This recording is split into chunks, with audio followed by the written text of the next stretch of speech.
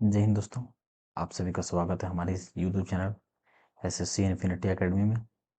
तो दोस्तों, पिछले क्लास में हम लोगों ने बल बल के जितने भी क्वेश्चन थे और उससे संबंधित और आगे लीनियर संवेग हो, चाहे लीनियर मोमेंटम हो, या तो कंजर्वेशन ऑफ मोमेंटम, या फिर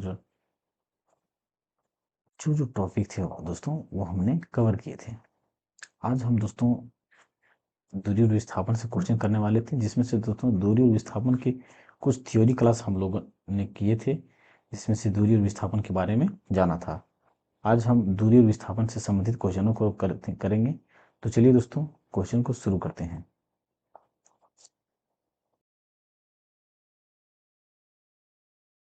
दोस्तों, पिछले क्लास में हम लोगों ने क्या दूरी के बारे में या विस्थापन के बारे में जाना था कि दूरी क्या होता है। दोस्तों, दूरी अगर दूरी की बात करें, ए से बी तक की दूरी जाना है तो अनेकों रास्ते से जा सकते हैं, तो दूरी हमारा क्या होगा, अनेक हो सकता है।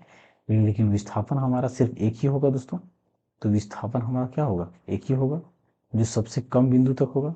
और हम लोगों ने पिछले क्लास में ये भी जाना था दोस्तों कि विस्थापन जो हमारा होता है, विस्थापन हमारा क्या होता है, प्लस भी हो सकता है, पॉजिटिव भी हो सकता है, नेगेटिव भी हो सकता है, जीरो भी हो सकता है। जैसे दोस्तों जैसे देखिए, अगर हम प्लस की बात करें या जीरो की बात करें तो कैसे होगा। अगर हम वृत्तीय पथ पर घूम रहे हैं, वृत्तीय पथ पर घूम रहे हैं दोस्तों, तो यहाँ से हमने चलना शुरू किया था, फिर जहाँ से चलना शुरू किया था वहीं आ गया, मतलब इसका विस्थापन क्या हुआ, जीरो हुआ। इसमें दूरी तो है लेकिन विस्थापन जीरो हुआ। तो विस्थापन जीरो हुआ तो इसमें तो विस्थापन जीरो हो गया। तो क्या कह सकते हैं, ये वृत्तीय पथ में हमारा विस्थापन क्या हुआ, जीरो होगा। अगर नेगेटिव की बात करें दोस्तों, अगर हम यहाँ से इधर गए, यहाँ पे शुरू पे यहाँ पे ए बिंदु पर मान लेते थे और बी पर बिंदु थे, फिर यहाँ से पहले हम यहाँ गए, फिर रिटर्न आने के बाद हम फिर इधर चले गए, ए से भी पीछे चले गए, तो ये हम मान लेते सी तक पहुँच गए। पहले हमने इधर जाना शुरू किया, फिर इधर जाने के बाद फिर इधर से रिटर्न आके फिर हम इधर चले गए, मतलब ए से भी पीछे चले गए, तो ये हमारा नेगेटिव में हो गया। और अगर इधर गए थे यहीं पे रह जाते हैं तो हमारा पॉजिटिव में होता वो। दूरी है दोस्तों, दूरी क्या इसमें ऋणात्मक होगा, दूरी तो कुछ ना कुछ होगा ही, दूरी तो कुछ ना कुछ होगा ही, क्योंकि ये डिस्टेंस कवर किया है। दूरी जो जिस रास्ते से हम जाते हैं, जो जितनी दूरी हम तय करते हैं, वो तय की गई पाथ को या रास्ते को ही दूरी कहा जाता है। तो दूरी हमारा दोस्तों कभी भी नेगेटिव नहीं हो सकता, क्योंकि दूरी हमेशा पॉजिटिव में हो सकता है। और हमने क्या जाना था दोस्तों, कल हमने ये भी देखा था कि दूरी जो होता है विस्थापन से बड़ा या तो बराबर हो सकता है, बड़ा और बराबर हो सकता है। बराबर कब होगा, जब विस्थापन जो होता है हमारा वो दूरी के बराबर हो जाएगा, वही हमारा क्या हो जाएगा, दूरी मतलब विस्थापन हो जाएगा, जो जब बराबर होगा। अब क्वेश्चन को देखते हैं दोस्तों। डैश वह भौतिक राशि है जो कभी भी ऋणात्मक नहीं हो सकता। तो हमने क्या देखा दोस्तों, दूरी जो हमारा कभी भी ऋणात्मक नहीं हो सकता, बल भी ऋणात्मक हो सकता है, वेग भी ऋणात्मक हो सकता है, और त्वरण भी ऋणात्मक हो सकता है। ये हम आगे देखेंगे वेग और त्वरण कैसे ऋणात्मक होता है। सो डैश का उपयोग एक वस्तु की समग्र गति का वर्णन करने और किसी दिए गए समय पर इसकी प्रारंभिक स्थिति के संदर्भ में अंतिम स्थिति का पता लगाने के लिए किया जाता है। तो दोस्तों हम क्या जानते हैं, जैसे कि हम यहाँ पे थे और यहाँ से हम यहाँ तक चले गए, क्या लगे, जैसे यहाँ पे हम ए नंबर पे थे दोस्तों, और हम कहाँ चले गए, बी नंबर पर चले गए। जैसे हमारा प्रारंभिक स्थिति कहाँ है, इस ए नंबर पे थे हम, फिर कुछ देर के बाद या समय के कुछ देर बाद हम यहाँ पर पहुँच गए। तो इस हो सके तो हम इधर से गए होंगे, हो सके तो हम इधर से गए होंगे। तो यहाँ से यहाँ तक हम दूरी जो चल गए दोस्तों, कुछ समय लगा होगा जाने में, तो समय लगा होगा, तो ये समय के रिस्पेक्ट में हमारा स्थान क्या हो गया, चेंज हो गया। पहले मान लेते कि हम 10:05 में यहाँ थे, ए नंबर पे थे, लेकिन 10:50 में बी पर पहुँच गए, तो समय के अनुसार हम ए से क्या चल गए, बी पे चल गए, मतलब इतना मिनट में। तो ये हमारा क्या बताया, मतलब स्थिति हमारा क्या हो गया, चेंज हो गया। ए से हम बी तक चल गए, तो स्थिति के संदर्भ में हमारा अंतिम स्थिति क्या हो गया, बी नंबर पर हो गया। प्रारंभिक स्थिति हमारा क्या था, ए था, और अंतिम स्थिति बी हो गया, मतलब ए से हम कहाँ तक चले गए, बी तक। तो ये जो कवर हुआ मेरा, ये क्या हुआ, दूरी था। या विस्थापन उत्तर हो जाएगा। तो इसका उत्तर हमारा क्या है, सी नंबर। दूरी और चाल नहीं दोस्तों, अगर दूरी और विस्थापन ही हमारा सही होगा। वेग, वेग और समय का गुणनफल प्रदान करता है, वेग और समय का गुणनफल प्रदान करता है। देखिए दोस्तों, अगर हम समय बराबर देखें तो क्या देखा था, या तो हम ये दूरी बराबर हम क्या जानते हैं, या तो स्पीड बराबर हम क्या जानते हैं, हम स्पीड बराबर क्या जानते हैं, distance upon time, distance upon time. या तो चाल बराबर हम क्या जानते हैं, चाल बराबर क्या था हमारा, दूरी बट्टा समय होता है, दूरी बट्टा समय होता है। लेकिन हमको बोला क्या गया है कि वेग और समय का गुणनफल, और ये स्पीड है यहाँ पे है, और स्पीड की जगह पर हम क्या ले सकते हैं, वेलोसिटी लिख सकते हैं। तो वेलोसिटी लिखेंगे तो हमारे यहाँ पे क्या लिखेंगे, विस्थापन, क्या लिखेंगे दोस्तों, विस्थापन बट्टा समय। और ये वेलोसिटी मतलब क्या, वेग, वेग क्या है दोस्तों, और विस्थापन मतलब डिस्प्लेसमेंट, और समय का ये टाइम। अब वेग और समय का गुना, अगर वेग इधर है दोस्तों, समय इधर है, अगर समय को देखें तो समय मेरा नीचे मतलब क्या है, बट्टा में है, और बट्टा में है तो मतलब भागा में, और बराबर किस पर आ जाएगा तो क्या हो जाएगा, गुना में। तो वेग गुना हमारा क्या होगा, समय, और वेग गुना समय, तो ऊपर जो बच गया वही हमारा क्या हो जाएगा, विस्थापन, विस्थापन, और विस्थापन ही हमारा क्या होगा, उत्तर होगा। तो किसमें ऑप्शन बी नंबर पे। तो 560 का क्या हो जाएगा, बी नंबर हमारा हो जाएगा। अगर यहाँ पे चाल पूछता दोस्तों, अगर चाल गुना समय देता, चाल गुना और समय देता, यहाँ पे जैसे वेग और समय का गुणनफल, तो यहाँ पे चाल और समय का गुणनफल कहता तो हम फिर दूरी को लगाते हैं, ठीक। लेकिन यहाँ वेग बोला गया है क्योंकि हमने पिछले क्लास में हमने अंतिम में क्या पढ़ा था कि वेग जो होता है वो विस्थापन बट्टा समय होता है, विस्थापन बट्टा समय होता है। तो वेग अगर विस्थापन बट्टा समय होता है तो वेग और समय को गुना करेंगे तो हमारा क्या बच जाएगा, विस्थापन। तो इसका उत्तर हमारा क्या हो जाएगा, बी नंबर का। यदि किसी वस्तु द्वारा तय की गई दूरी शून्य है तो वस्तु का विस्थापन कितना होगा, वस्तु का विस्थापन शून्य होगा दोस्तों। अगर दूरी ही शून्य है तो उसका विस्थापन क्या होगा, शून्य होगा। हमने क्या देखा पिछले क्लास में या पिछले क्वेश्चन में कि अगर वस्तु यहाँ से यहाँ गया और फिर रिटर्न उसी जगह पर आ गया, मगर इसमें विस्थापन कुछ है ही नहीं। जैसे कि दोस्तों बॉल को हम मान लेते कि दीवार में फेंकते हैं, और बॉल को दीवार में मारने के बाद फिर से बॉल हमारा हाथ में आता है, तो दूरी तो कवर किया, एक बॉल मेरे हाथ से दीवार तक गया, दीवार से फिर आया, इसमें दूरी तो कवर किया, लेकिन विस्थापन जो हो गया वो हमारा जीरो हो गया। विस्थापन क्या हो गया, जीरो। तो विस्थापन जीरो हो गया तो इसमें हम क्या कहेंगे, दूरी तो है लेकिन विस्थापन जीरो है। तो यहाँ पे अगर दूरी ही शून्य दे दिया गया है कि दूरी ही नहीं किया गया है तो विस्थापन हमारा क्या होगा, शून्य होगा। तो इसका उत्तर बी नंबर का हो जाएगा।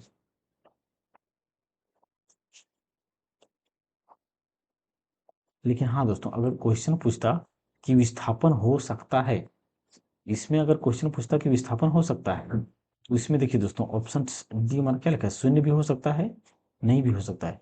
हम क्या जानते हैं, विस्थापन हमारा पॉजिटिव भी होता है और नेगेटिव भी होता है और जीरो भी होता है। तो विस्थापन हमारा ये भी हो सकता होता, अगर क्वेश्चन पूछा था कि विस्थापन में क्या क्या हो सकता है, तो नेगेटिव भी हो सकता है, पॉजिटिव भी हो सकता है और जीरो भी हो सकता है विस्थापन। तो इसका उत्तर अगर दूरी ही नहीं तो हमारा क्या हो जाएगा, जीरो विस्थापन। एक वस्तु को ऊपर की ओर फेंका जाता है, यह 100 मीटर की ऊंचाई तक जाती है और फिर फेंकने वाले के पास वापस आ जाती है, तो वस्तु का वास्तविक विस्थापन 50 मीटर है। देखिए दोस्तों, हमने क्या जाना, क्या पढ़े कि अगर हम कोई बॉल हमारे हाथ में है, बॉल को हम दीवार पे फेंकते हैं, तो दीवार में टकराने के बाद फिर मेरे हाथ में आ गया, तो इसमें दूरी हुआ लेकिन विस्थापन जीरो हुआ। विस्थापन क्या हो गया, जीरो होगा, तो विस्थापन हमारा जीरो होगा, लेकिन दूरी इसमें होगा। तो अगर एक वस्तु को ऊपर की ओर फेंका जाता है, 100 मीटर की ऊंचाई तक फेंका, 100 ऊंचाई, देखिए दोस्तों अगर यहाँ से ये हम यहाँ पे एक खड़ा है, ये मेरा हाथ है, यहाँ से बॉल को ऊपर फेंका और ये कितना है, 100 मीटर की दूरी तक है। अगर बोले कि बॉल द्वारा तय की गई दूरी या कोई वस्तु फेंका गया, उस वस्तु द्वारा दूरी कितना तय किया गया है। अगर डिस्टेंस की बात करें तो डिस्टेंस हमारा 100 मीटर गया और 100 मीटर नीचे आया, मतलब दूरी इस बॉल द्वारा 200 मीटर तय किया गया। लेकिन विस्थापन दोस्तों, विस्थापन क्या हो जाएगा, विस्थापन इसमें 0 हुआ, क्योंकि विस्थापन ये जहाँ से फेंका था बॉल वहीं पे आके अटक गया, रुक गया, तो उसका विस्थापन हमारा 0 हो गया, लेकिन डिस्टेंस 200 मीटर हो जाएगा।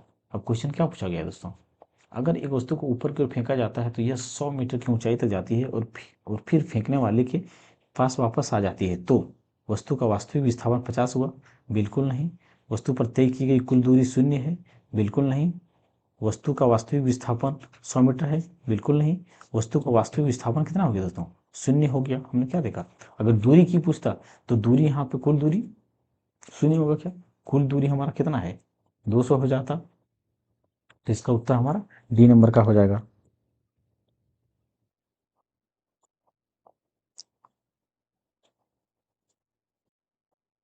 अब देखिए दोस्तों, चाल और तथा वेग आ गया। चाल या वेग, तो दोस्तों हमने चाल के बारे में क्या जानते हैं, हमने अभी फिर देखा था पहले ही कि चाल बराबर जो हमारा होता है क्या होता है, दूरी बट्टा समय होता है। चाल बराबर हमारा क्या होता है, दूरी बट्टा समय, मतलब स्पीड बराबर दूरी बट्टा समय। और वेग बराबर हमारा दोस्तों जो होता है क्या होता है, विस्थापन बट्टा समय।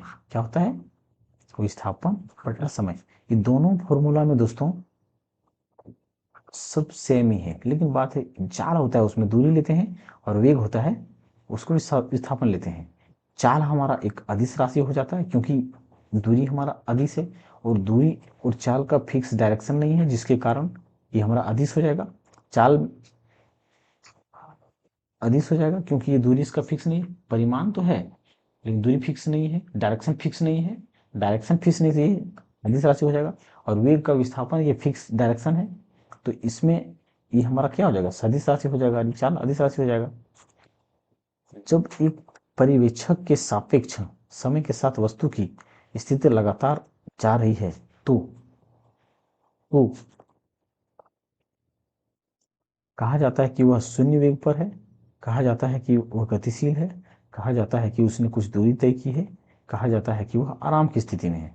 जब एक पर्यवेक्षक के सापेक्ष समय के साथ वस्तु की स्थिति लगातार बदलती जा रही है, तो देखिए दोस्तों, अगर हम बात करें, अगर ये स्थान पर पहले राम ए जगह पर था, राम मान लेते, पहले राम है, एक व्यक्ति है, राम ए जगह पर पहले था। अगर 5 मिनट 5:10 में ये राम यहाँ पे था, और 5 मिनट 5:10 में राम ए पे था, और 5 बजकर फिर मान लेते कि 50 या 60 या 45-40 मिनट में बी के पास चला गया, मतलब समय के साथ क्या हुआ, वो उसका स्थिति बदल गया। ए पे था पहले, लेकिन वो कहाँ पर पहुंच गया, बी पर पहुंच गया, मतलब समय के साथ उसका उसका स्थिति क्या हुआ, बदल गया, उसका स्थिति बदल गया। तो स्थिति जब बदल गया दोस्तों, मतलब वो गति कर रहा होगा, वो गतिशील में होगा।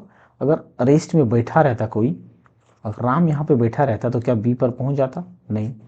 मतलब राम चल रहा है, राम कुछ गति के साथ चल रहा है, तो कुछ गति के साथ चल रहा है तभी तो बी तक पहुंचा, वरना वो बैठा रहता तो ए के पास ही रहता, बी के पास नहीं पहुंच पाता।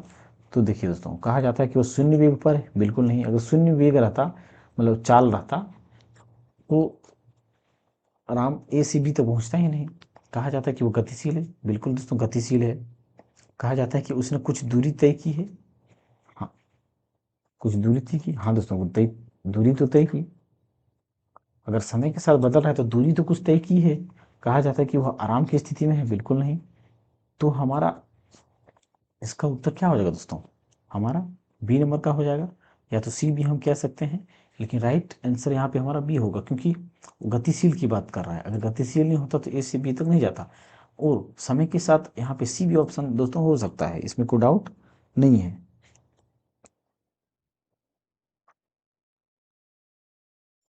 क्योंकि क्योंकि दूरी तय किया है तभी तो ए से बी तक पहुंचा होगा, तो सी भी हमारा उत्तर हो सकता है, लेकिन राइट आंसर जो हमारा होगा इसमें यहाँ पे बी नंबर होगा। एक चालक समान गति से अपनी कार को चलाता है और 60 सेकंड में 218 मीटर की दूरी तय करता है। तो गति ज्ञात कीजिए। गति गति हमारा क्या होगी दोस्तों? स्पीड या वेलोसिटी, स्पीड। तो गति बराबर क्या होता है? डिस्टेंस, डिस्टेंस बट्टा टाइम या तो दूरी बट्टा समय। तो डिस्टेंस या दूरी हमारा कितना दिया गया दोस्तों? 288 मीटर। और समय कितना दिया गया? 60 सेकंड। अब काट के देखते हैं, 6 का 6, 6 चौके 24, 6 अठे 48, एक अंक के बाद दशमलव, तो 4.8 मीटर प्रति सेकंड। जो उत्तर हमारा क्या है? ए नंबर का उत्तर है। किरण 90 मीटर लंबे पुल में तैरती है, एक छोर से दूसरे छोर तक और फिर वहां से वापस उसी सीधे पथ पर तैरकर वह 2 बार में 360 मीटर की दूरी तय करती है। तो किरण द्वारा औसत वेग ज्ञात कीजिए। देखिए दोस्तों, जैसे कि एक स्विमिंग पूल है, स्विमिंग पूल है या तालाब है, और इसकी लंबाई जो है दोस्तों यहाँ से कितना है? 90 मीटर की लंबाई है। और यहाँ से किरण यहाँ से तैर के जाती है यहाँ पर, एक बार गई, फिर एक बार आई, 2 बार हो गया, फिर गई फिर आई, मतलब कि इसमें एक 2 बार जाना 2 बार आना हुआ, 2 बार जाना दोस्तों और 2 बार आना। कितना हो गया? 2 बार जाना 2 बार आना, यानी कि कुल मिलाकर 4 हुआ। अगर 4 बार हुआ दोस्तों, तो ये कितना बार तय की? 4 बार, यानी कि 90, यानी कि 9 चौक 36, 360 मीटर की दूरी टोटल तय की। टोटल दूरी कितना की? 60, 360 मीटर दूरी तय की। समय नहीं दिया गया दोस्तों, इसमें हम क्या, तो अगर वेग की बात करेंगे दोस्तों, तो वेग हमारा समय भी नहीं दिया गया है। लेकिन दोस्तों अगर हम वेग की बात करें तो वेग हमारा क्या होता है? वेग हमारा क्या होता है? विस्थापन बट्टा समय। तो अगर हम वेग की बात करें तो वेग विस्थापन बटा समय होता है। तो ये यहाँ से गया, फिर आया, फिर गया, फिर आया, लेकिन वो शुरू कहाँ से किया था? की थी किरण ने। किरण ने एक इसी बिंदु से शुरू की थी और यहीं पर आ गई, तो इसका विस्थापन कितना हुआ? दूरी तो इसका 336 मीटर हो गया, दूरी 336 मीटर है, लेकिन विस्थापन दोस्तों इसका कितना हुआ? 0 हो गया। विस्थापन क्या हुआ? 0। जब विस्थापन 0 हो गया तो समय के साथ इसको भाग करेंगे समय से, तो हमारा 0 आएगा। मतलब इसका वेग जो है दोस्तों क्या है? 0 मीटर प्रति सेकंड होगा, क्योंकि विस्थापन ही जब 0 है, विस्थापन ही जब 0 है, तो 0 होने के कारण हमारा वेग भी क्या होगा? 0 होगा। तो इसका उत्तर ए नंबर का हो जाएगा। किसी वस्तु का त्वरण इसके डैश में प्रति इकाई समय में हुई परिवर्तन है। समय में परिवर्तन है। तो हम पिछली क्लास में क्या देखा था दोस्तों? हम वेग की बात करें तो वेग हमारा क्या होता है? विस्थापन बट्टा विस्थापन विस्थापन बट्टा समय होता है। उसी प्रकार हम त्वरण की बात करें दोस्तों, त्वरण की या एक्सेलेरेशन की, तो त्वरण हमारा क्या होता है? त्वरण जो हमारा होता है दोस्तों, वो वेग में परिवर्तन के दर में होता है। वेग में परिवर्तन की दर दर या तो टाइम जिसको हम कहते हैं, टाइम। तो अगर विस्थापन बट्टा समय हमारा क्या होता है? वेग होता है। तो वेग बट्टा जो समय होता है वो त्वरण होता है। वेग बट्टा समय जो हमारा होता है त्वरण होता है। तो इसी को हम कहते हैं कि वेग में जब परिवर्तन होता है, वेग मतलब जैसे दोस्तों देखिए, अगर कोई वस्तु ए है और यहाँ बी पर है, अगर यहाँ पे 5 मीटर पर सेकंड से कोई गाड़ी चलना स्टार्ट करता है और आगे जाते जाते इस 5 मीटर पर सेकंड से ये 10 मीटर प्रति सेकंड बढ़ गया,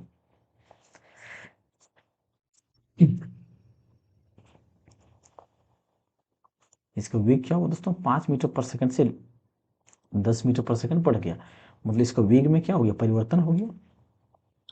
जैसे गाड़ी हम लोग चलाते हैं दोस्तों, तो गाड़ी में क्या होता है? एक्सीलरेटर होता है। और जब एक्सीलरेटर होता है तो हम गाड़ी को तेज करने के लिए क्या करते हैं? एक्सीलेटर को लेते हैं, और एक्सीलेटर को लेते हैं तो गाड़ी का स्पीड हमारा क्या था? बढ़ जाता है। तो गाड़ी का वेग हमारा, इसका मतलब क्या होता है, बढ़ रहा है। तो वेग में परिवर्तन हो गया। जैसे अभी हम 10 किलोमीटर प्रति घंटे की स्पीड से चल रहे थे, फिर मैंने एक्सीलेटर लिया और गाड़ी का स्पीड बढ़ गया, 10 से मैं मान लेते कि 50 किलोमीटर प्रति घंटा हो गया। तो वेग में क्या हो, परिवर्तन हो गया। तो जो वेग ये 5 मीटर प्रति सेकंड से 10 मीटर प्रति सेकंड हुआ, वेग में परिवर्तन हुआ। तो वही वेग में परिवर्तन का जो दर होता है, वेग में परिवर्तन का दर जो होता है दोस्तों, यानी कि नीचे टाइम रहेगा या समय, तो वेग में परिवर्तन के दर को ही क्या कहा जाता है, त्वरण कहा जाता है। त्वरण को पीछे आगे पढ़ना है दोस्तों, त्वरण को अच्छा डिटेल से पढ़ेंगे हम। तो इसको क्या कहते हैं हम, वेग में परिवर्तन प्रति इकाई समय में हुआ परिवर्तन, मतलब वेग इसका उत्तर हो जाएगा। और वेग हम क्या देखे थे दोस्तों, एक लीनियर इक्वेशन का फॉर्मूला ए भी हम लोग जानते हैं, v बराबर u प्लस ए टी। तो v हमारा अंतिम वेग था और ये प्रारंभिक वेग था। अब ये समय को हम बराबर से भाग देंगे, तो यही तो हमारा त्वरण होता है दोस्तों। देखिए velocity, change in velocity per unit time, change in velocity per unit time बराबर हमारा क्या होता है, एक्सेलरेशन। तो इसका उत्तर हमारा ए नंबर हो जाएगा। टाइम के संदर्भ में जो समय का फंक्शन है, उस वस्तु की स्थिति में परिवर्तन की दर क्या है, उसे क्या कहा जाता है। ये हमें क्या देखा दोस्तों, जो पिछले क्वेश्चन में था सेम क्वेश्चन है। फ्रेम, फ्रेम मतलब क्या समझते हैं दोस्तों, फ्रेम, फ्रेम मतलब कोई स्थिति मान लेते हैं। फ्रेम मतलब फ्रेम ऑफ रेफरेंस, एक टर्म होता है दोस्तों, frame of reference, frame of reference, frame of reference. Frame of reference का मतलब क्या होता है, जैसे कि देखिए दोस्तों, अगर यहाँ पे एक व्यक्ति खड़ा है और यहाँ से एक वस्तु जा रहा है, एक बस जा रहा है, तो ये बस क्या है, गति में है। लेकिन गति में है किसकी तुलना में, गति में है ये इस व्यक्ति, जो ये व्यक्ति जो खड़ा है, इस व्यक्ति की तुलना में ये बस गति में है, क्योंकि ये इस व्यक्ति से ये बस क्या हो रहा है, दूर जा रहा है। मतलब ये बस जो है इस व्यक्ति की तुलना में, अगर हम फ्रेम ऑफ रेफरेंस या मुख्य बिंदु अगर इस व्यक्ति को मानते हैं, तो इस व्यक्ति से ये गाड़ी क्या हो रहा है, दूर जा रहा है। मतलब ये गाड़ी क्या है, गति में किसकी तुलना में है, इस व्यक्ति की तुलना में है।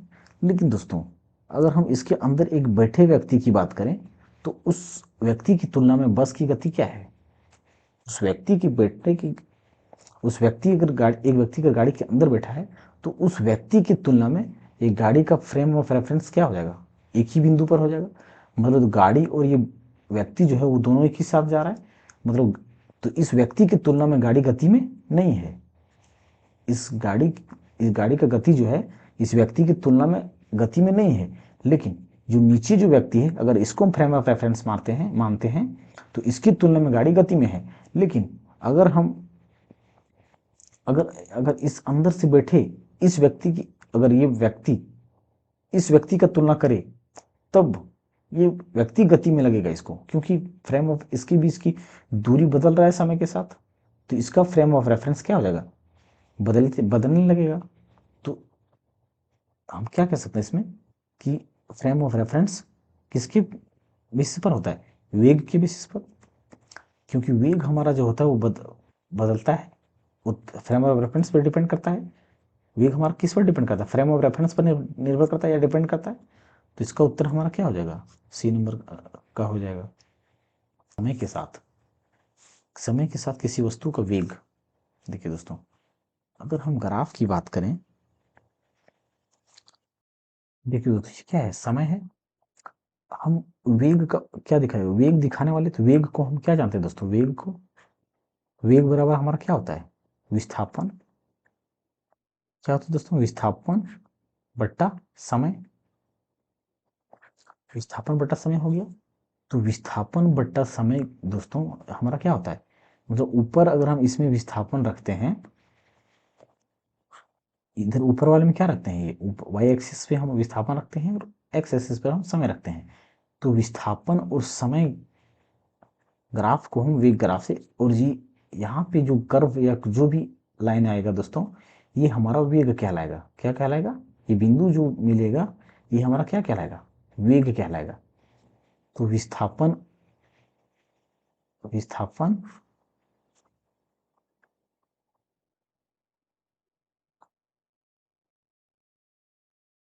विस्थापन तथा समय ग्राफ कहलाएगा। क्या कहलाएगा? विस्थापन तथा समय ग्राफ कहलाएगा। लेकिन दोस्तों ऑप्शन में हमारा विस्थापन तथा समय ग्राफ नहीं दिया गया है, तो वेग और समय की बात है, समय के साथ, तो हम इसमें क्या लगाएंगे? टिक, वेग और समय ग्राफ लगाएंगे। लेकिन ये ग्राफ जो हमारा दोस्तों सही है, क्योंकि विस्थापन हमारा वेग का फॉर्मूला में क्या आ रहा है?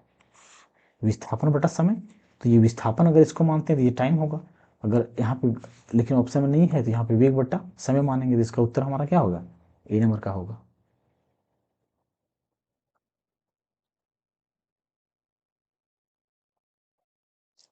अगर दोस्तों ग्राफ से पूरा डिटेल सॉल्यूशन चाहते हैं तो कमेंट कर दीजिएगा दोस्तों, हम ग्राफ के ऊपर पूरा एक डिटेल वीडियो लाएंगे। अगर कमेंट आएगा तो जरूर लाएंगे।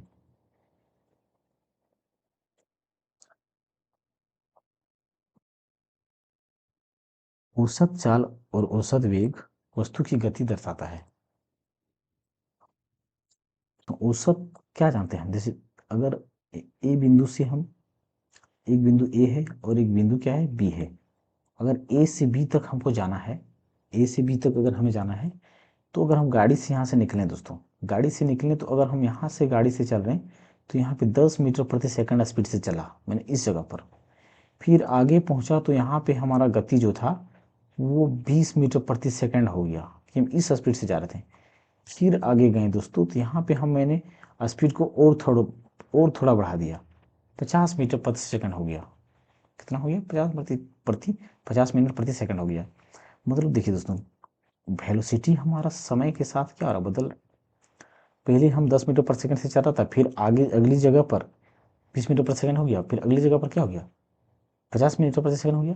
मतलब ये यहाँ पे अलग टाइम होगा, यहाँ पे अलग टाइम, यहाँ पे मान लेते हैं कि 10 बज रहा होगा, यहाँ पे 10 बजकर 5 मिनट हो रहा होगा, या तो यहाँ पर 10 बजकर 20 मिनट हो रहा होगा। तो ये समय के साथ हमारा गति क्या हो रहा है? बदल रहा है। और औसत हम निकालने के लिए क्या करते हैं? सबको जोड़ के बट्टा, संख्याओं को योग बट्टा नंबर ऑफ संख्या, मतलब कितनी संख्या है, अगर इसका औसत हम निकालें तो कितना होगा? 50, 20, 70 और 10, 80। कितनी संख्या है? 1, 2, 3 संख्या, तो 3 से भाग देंगे, ये हमारा औसत होता है दोस्तों। तो हम समय के साथ क्या देख रहे हैं कि समय के साथ हमारा अलग अलग जगह वेग बदल रहा है, वेग या स्पीड बदल या चाल बदल रहा है, वेग या चाल क्या हो रहा है? बदल रहा है। तो इन सबको जोड़ के अगर हम जितना होता है उससे भाग दें तो वो हमारा औसत वेग या चाल होता है। तो लेकिन किसके अंतराल में? समय के अंतराल से बदल रहा है। तो देखिए दोस्तों, समय की एक विशेष अवस्था में बिल्कुल नहीं, लंबी दूरी में बिल्कुल नहीं, कम दूरी में बिल्कुल नहीं, दिए गए समय अंतराल में। और वैसे भी हमारा विस्थापन, वेग का फॉर्मूला क्या होता है दोस्तों? वेग का फॉर्मूला हमारा होता है विस्थापन बट्टा समय।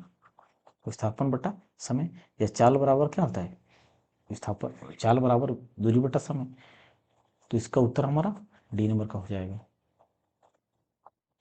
एक भीड़ भाड़ वाली सड़क पर एक बस की गति डैश गति का एक उदाहरण है। देखिए दोस्तों, अगर हम शहर में जाते हैं, ये क्या है? एक बस है। तो शहर में जाते हैं दोस्तों, तो शहर में क्या होता है? भीड़ भड़ाका होता है, बहुत सारे लोग होते हैं। तो हम अगर एक समान गति से जाना चाहें, अगर हम 10 मीटर पर सेकंड से, मतलब कि अगर जिस रफ्तार से हम चल रहे हैं दोस्तों, तो उसी रफ्तार से अगर हम चाहेंगे तो हम नहीं जा पाएंगे। क्या होगा? हम नहीं जा पाएंगे, क्योंकि भीड़ भड़ाका स्थान, अगर जैसे ही आगे जाएंगे एक आदमी आएगा तो फिर ब्रेक मारेंगे, फिर गाड़ी स्लो होगा, फिर आगे हल्का स्पीड बढ़ाएंगे, फिर अगर आदमी आ गया तो फिर ब्रेक मारना पड़ेगा। तो स्पीड हमारा क्या होगा? बढ़ता और घटता रहेगा। स्पीड हमारा बढ़ता और घटता रहेगा, यानी कि गति जो हमारा बढ़ता है घटता रहेगा, तो एक समान गति नहीं होगा, रेखीय गति। दोस्तों अगर हम शहर में जा रहे हैं तो क्या कुछ जरूरी कि रास्ता हमारा सीधा सीधा नहीं होगा, थोड़ा बहुत टर्न तो मारना पड़ेगा। तो वो रेखीय गति भी होगा क्या? रेखीय मतलब सीधा दोस्तों, सीधा होगा क्या? बिल्कुल नहीं। वृत्तीय होगा क्या? बिल्कुल नहीं। वृत्तीय गति में हम चलेंगे, रास्ता हमारा वृत्तीय गति तो होगा नहीं। असमान गति, असमान गति मतलब कभी हम गाड़ी तेज करेंगे, कभी धीरे करेंगे। अगर खाली जगह है तो स्पीड करेंगे, अगर कम जगह है, खाली जगह तो स्पीड करेंगे, और जैसे कोई भीड़ भड़ाका होगा तो ब्रेक मारेंगे। खाली जगह तो स्पीड करेंगे, भीड़ भड़ाका होगा तो ब्रेक मारेंगे। मतलब गति हमारा समान नहीं रहेगा दोस्तों, बदलता रहेगा। असमान मतलब मतलब क्या, अलग, बदलता रहेगा। पहले मान लेते 5 मीटर पर सेकंड से चल रहे हैं, फिर 10 मीटर पर सेकंड चलेंगे, फिर 0 मीटर पर सेकंड, कभी कभी रुकना भी पड़ेगा। तो इसका उत्तर हमारा ए नंबर का होगा। समय, चाल, दूरी और समय का सही संबंध। तो स्पीड बराबर हम क्या जानते हैं दोस्तों, डिस्टेंस बट्टा टाइम। तो एस बराबर डी बट्टा टी किस में है, एस बराबर डी बट्टा टी, बी नंबर। तो इसका उत्तर हमारा बी हो गया। तात्कालिक वेग और औसत वेग तब बराबर होते हैं जब वस्तु डैश। तात्कालिक वेग से क्या समझता है दोस्तों, तात्कालिक वेग या तात्कालिक औसत वेग से क्या समझते हैं। देखिए दोस्तों, तात्कालिक वेग मतलब देखिए इंस्टेंट ऑफ टाइम। जैसे कि अगर यहाँ पे, अगर एक निश्चित जगह पर या निश्चित समय में, एक निश्चित जगह पर या निश्चित समय में अगर हम गाड़ी की स्पीड देखें, जैसे कि यहाँ पे 20 मीटर पर सेकंड है, 20 मीटर पर सेकंड है, और यहाँ पर भी गाड़ी की स्पीड क्या है, 20 मीटर पर सेकंड है, और यहाँ पर भी गाड़ी की स्पीड क्या है, 20 मीटर पर सेकंड है। मतलब हर जगह गाड़ी का स्पीड क्या है, 20 मीटर पर सेकंड है। क्या दोस्तों, 20 मीटर पर सेकंड है। तो क्या त्वरण को इसमें बढ़ाया जा रहा है, त्वरण को क्या हो रहा है, बढ़ाया जा रहा है, बिल्कुल नहीं बढ़ाया जा रहा है, क्योंकि हर जगह हमारा क्या है, 20 है। अगर त्वरण को बढ़ाया जाता तो 20 कई जगह पर यहाँ 40 मीटर पर सेकंड हो जाता, 40 के फिर यहाँ पे हो सकता है 80 मीटर पर सेकंड हो जाता। मतलब त्वरण को हमारा बढ़ाया नहीं जा रहा है। तो हमारा देखिए दोस्तों, अगर इसका औसत भी निकालेंगे तो औसत भी हमारा, औसत वेग भी क्या होगा, 20 मीटर प्रति सेकंड ही आएगा, क्योंकि जिस औसत से हम हर जगह चल रहे हैं तो वो उसका औसत वेग भी क्या होगा, वही होता है। तो तात्कालिक वेग मतलब किसी विशेष समय में और किसी विशेष जगह पर जो वेग निकालते हैं, किसी इंस्टेंट ऑफ टाइम पे दोस्तों, इंस्टेंट ऑफ टाइम पे या instant of place, instant of time या इंस्टेंट ऑफ प्लेस पर अगर किसी वस्तु का वेग निकाला जाए तो वो उसका तात्कालिक वेग कहलाता है। जैसे कि अगर हम यहाँ पे बात करें तो 5 मिनट मान लेते हैं, 5 मिनट बजकर 5 सेकंड की स्पीड, 5 मिनट, 5 बजकर 5 मिनट के 5 सेकंड में उस टाइम कितना स्पीड होगा, एक खास समय में। या तो किसी जगह की बात कर देंगे कि उस, अगर हम यहाँ से कहीं जगह पे जा रहे हैं तो उसके बीच में एक निश्चित जगह होगा, उस जगह पर अगर की बात करें, उस जगह पे क्या वेग था, तो उस वेग को ही हम इंस्टेंटेनियस वेग कहते हैं। मतलब किसी विशेष समय या किसी विशेष जगह पर, तो उसका क्या कहलाता है, वो तात्कालिक वेग या औसत वेग। औसत वेग तो हमारा दोस्तों क्या हो गया कि सभी औसत मतलब सभी वेग की योग बट्टा को करेंगे हम कुल योग, तो वही हमारा क्या होता है, औसत वेग होता है। तो औसत वेग और तात्कालिक वेग हमारा क्या होगा, बराबर कब हो सकता है, जब यहाँ पे भी 20 मीटर पर सेकंड, यहाँ पे 20 मीटर पर सेकंड और यहाँ पे 20 मीटर पर सेकंड, तो इंस्टेंटेनियस वेलोसिटी भी जो होगा वो सेम ही होगा। तो इसका मतलब त्वरण हमारा क्या होगा, बढ़ नहीं रहा है। तो त्वरण नहीं बढ़ रहा है तो इसका उत्तर हमारा क्या होगा, शून्य होगा। अगर त्वरण बढ़ता है दोस्तों, देखिए दोस्तों, एक समान त्वरण का मतलब क्या होता है, त्वरण का चैप्टर पढ़ेंगे दोस्तों, उसमें त्वरण के बारे में हम डिटेल से पढ़ेंगे, त्वरण के बारे में अगला टॉपिक वही है त्वरण का। तो त्वरण मतलब देखिए दोस्तों, एक समान मतलब क्या हो गया, एक समान त्वरण मतलब त्वरण को एक समान कर रहे हैं। मतलब पहले क्या था, 2 मीटर पर सेकंड के स्पीड से जा रहा था, फिर एक समान त्वरण है मतलब गाड़ी को हमने एक्सीलेट करके ही रखा है, तो यहाँ पे क्या होगा, 4 मीटर पर सेकंड हो जाएगा, फिर अगले पल में 8 मीटर पर सेकंड हो जाएगा। इस तरह से स्पीड क्या होता है, बढ़ते जाता है वेलोसिटी। तो वो हमारा एक समान त्वरण कहलाता है। एक वृत्त में चल रहा हो तो ये तो होगा ही नहीं, ये परिवर्तन त्वरण। शून्य त्वरण का मतलब दोस्तों कि मैंने एक बार एक्सीलेटर अगर ले लिया तो उसके बाद अब न बढ़ा रहा हूँ न घटा रहा हूँ, मैंने फिक्स कर दिया, एक्सीलरेटर को क्या कर दिया, फिक्स कर दिया। उसके आगे हम ना बढ़ा रहे हैं ना घटा रहे हैं, तो फिक्स हो गया। मतलब यहाँ पे भी 20 मीटर पर सेकंड से स्पीड है, यहाँ पे भी 20 मीटर प्रति सेकंड स्पीड है, तो स्पीड हमारा हर जगह क्या है, सेम है। तो वही हमारा इंस्टेंटेनियस वेलोसिटी भी होता है और एवरेज वेलोसिटी भी होता है। तो इसका उत्तर हमारा डी नंबर का। तो इसी स्थिति में हमारा तात्कालिक वेग और औसत वेग भी दोनों बराबर हो जाता है। विस्थापन की परिवर्तन दर को, विस्थापन में परिवर्तन के दर को क्या कहते हैं दोस्तों, वेग कहते हैं। वेग, क्योंकि हम क्या जानते हैं, वेग का फॉर्मूला हमारा क्या होता है, विस्थापन बट्टा समय। तो इसका उत्तर हमारा बी नंबर का होगा दोस्तों,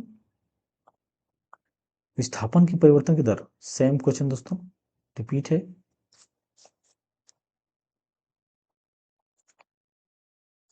विस्थापन की परिवर्तन दर, सेम क्वेश्चन दोस्तों।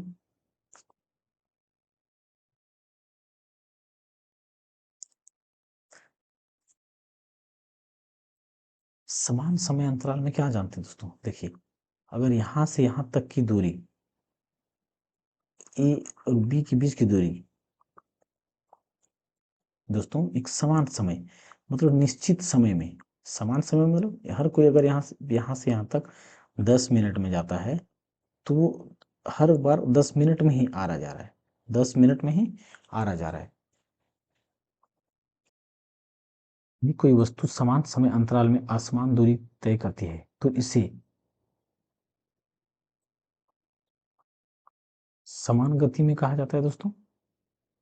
समान गति में कहा जाता है क्योंकि असमान दूरी को वो एक समय अंतराल में समान समय में, क्या है, समान समय में, मतलब निश्चित समय में, समान समय मतलब क्या, फिक्स समय में उस दूरी को तय कर रहा है। असमान दूरी को मतलब अनिश्चित दूरी को निश्चित समय में कर रहा है, तो उसे क्या कहते हैं, समान गति में। इसका उत्तर हमारा सी हो जाएगा। किसी निर्दिष्ट दिशा में किसी वस्तु की गति को कहा जाता है,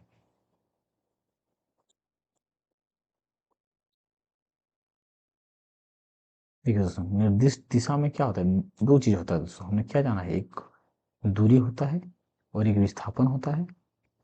तो विस्थापन हमारा क्या है, सदिश राशि है, मतलब इसमें दिशा और परिमाण दोनों है, और दूरी में सिर्फ क्या है, परिमाण है।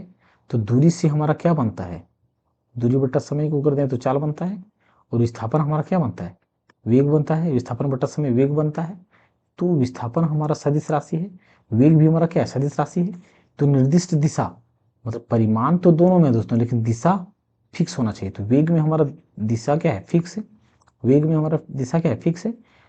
चाल में फिक्स दिशा नहीं है, सिर्फ परिमाण है। तो देखिए दोस्तों गति, और गति की बात करें तो वेग भी एक गति है, चाल भी एक गति है। तो गति को, तो वेग को कहा जाता है क्योंकि इसमें दिशा फिक्स होता है और परिमाण भी होता है। तो इसका उत्तर सी होगा। निम्न में से कौन सी मात्रा चाल के साथ इसकी गति निर्दिष्ट करती है, गति निर्दिष्ट करती है। फिर सेम क्वेश्चन दोस्तों, सी नंबर का, एक निश्चित दिशा में बढ़ रही वस्तु की गति को वैज्ञानिक शब्दावली में किस पद से रूप में जाना जाता है।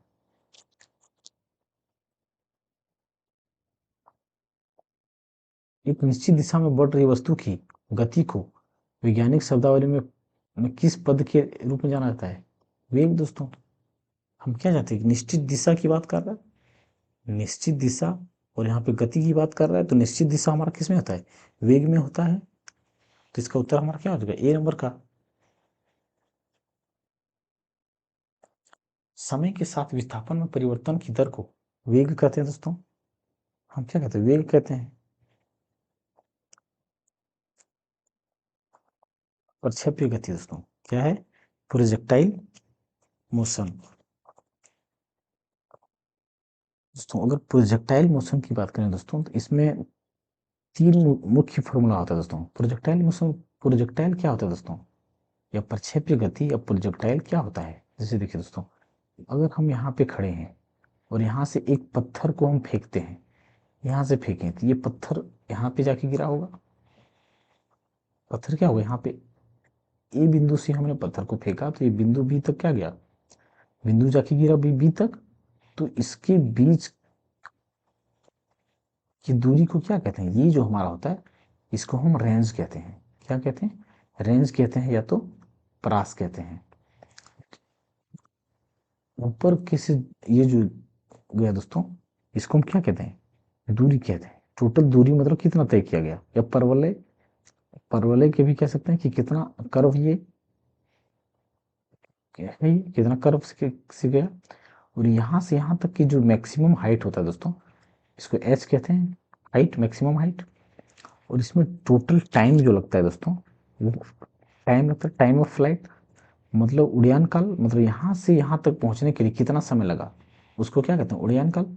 देखिए दोस्तों, अगर ए बिंदु से बी बिंदु तक पहुँचने में जो हमारा लगता है वो टाइम ऑफ एसेंट कहते हैं। टाइम ऑफ एसेंट मतलब चढ़ान काल, इसको क्या कहते हैं, चढ़ान काल। यानी टाइम ऑफ एसेंट यहाँ से यहाँ तक मैक्सिमम बिंदु पर।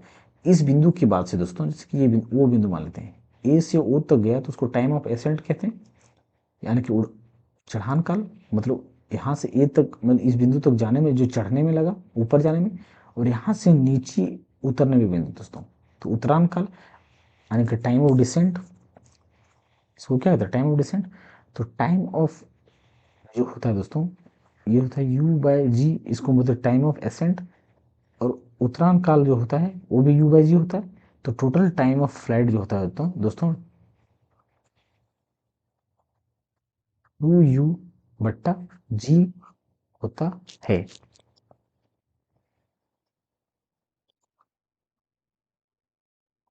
अगर, लेकिन उस केस में दोस्तों थीटा बराबर 90 डिग्री होना चाहिए। देखिए इसमें तीन फॉर्मूला है दोस्तों मुख्य रूप से। एक हाइट, ये मैक्सिमम हाइट कब होगा, किस स्थिति में होगा, तो उस फॉर्मूला को हम क्या कहते हैं, you square sine square theta बट्टा टू जी होता है। एक होता है दोस्तों रेंज, आर बराबर हम क्या निकालते हैं, रेंज, यानी कि you square sine to theta बट्टा जी।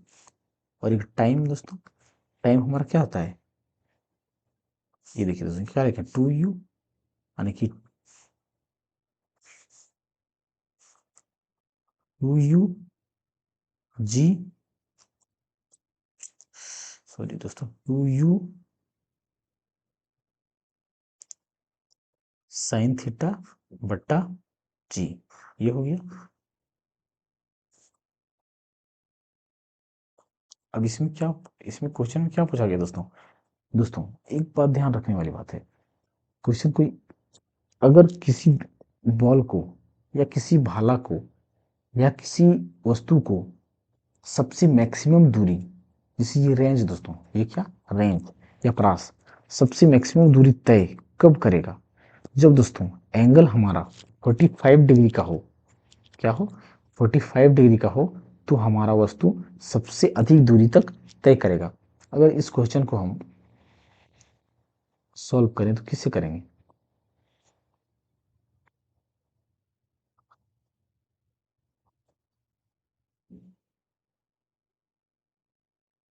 देखिए दोस्तों हमारा मैक्सिमम दूरी यहाँ पे क्या बोला गया, सर्वाधिक दूरी, मतलब रेंज वाला फॉर्मूला लेंगे हम, क्या करेंगे, रेंज वाला फॉर्मूला लेंगे।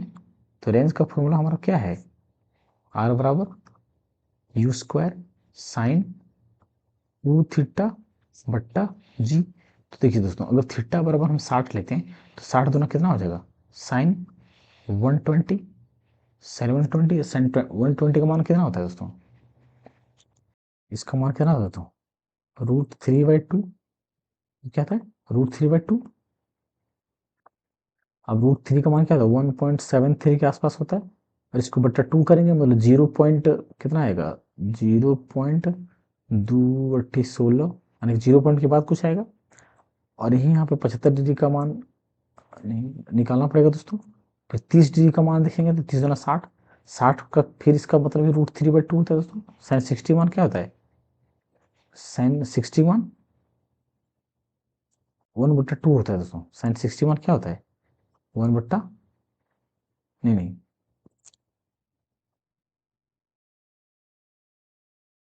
तो रेंज का फॉर्मूला हमारा क्या होता है दोस्तों, रेंज का फॉर्मूला हमारा you square sine to theta बट्टा जी।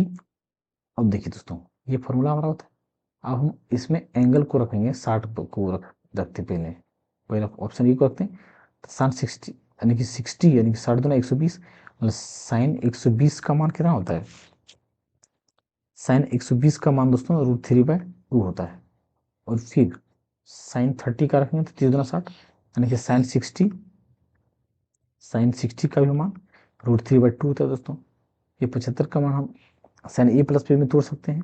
अब दोस्तों साइन मतलब ये 45 का मान अगर रखते रखते हैं थीटा की जगह पर, तो कितना होगा, 45 दूना 90, मतलब साइन कितना हुआ 90, और साइन 90 का मान क्या होता है 1 होता है, और साइन 90 का मान अगर 1 होता है तो इस पूरा टर्म का मान हमारा क्या हो जाएगा 1 हो जाएगा। तो 1 हो जाएगा तो सिर्फ हमारा यू स्क्वायर बाय 2g बच जाएगा। और जो हमारा क्या होता है मैक्सिमम डिस्टेंस होता है, क्या होता है मैक्सिमम डिस्टेंस होता है, तो इसका उत्तर हमारा क्या होगा 45। और ये क्वेश्चन को याद रख लेने से ही बेटर है दोस्तों, क्योंकि ये क्वेश्चन बार बार पूछा जाता है कि किसी वस्तु को अगर हम मैक्सिमम दूरी तक फेंकना है तो उसको कितने डिग्री एंगल पे फेंकना है, तो उत्तर हमारा दोस्तों 45 डिग्री, ये याद रख लेना है। किसी प्रक्षेपी क्या प्रक्षेपी या पथ होता है वो क्या होता है दोस्तों परवलय होता है। क्या होता है परवलय होता है। परवलय मतलब क्या समझते हो तुम कर्व लाइन, ये कर्व हो गया, चाहे ये सब कर्व हो, ये कर्व को ही क्या कहा जाता है परवलय या कर्व लाइन बोला जाता है। तो इसका उत्तर हमारा क्या हो जाएगा परवलय हो जाएगा। थैंक यू दोस्तों। दोस्तों अगर आप सभी को हमारा वीडियो से हेल्प हो रहा हो तो दोस्तों हमारे इस चैनल को लाइक और सब्सक्राइब जरूर करें। और आगे कल दोस्तों हम त्वरण से संबंधित या एक्सेलरेशन वाले क्वेश्चन, एक्सेलरेशन से दोस्तों संबंधित सारे न्यूमेरिकल वगैरह ये क्वेश्चन करने वाले हैं। थैंक यू दोस्तों, आपका दिन शुभ हो।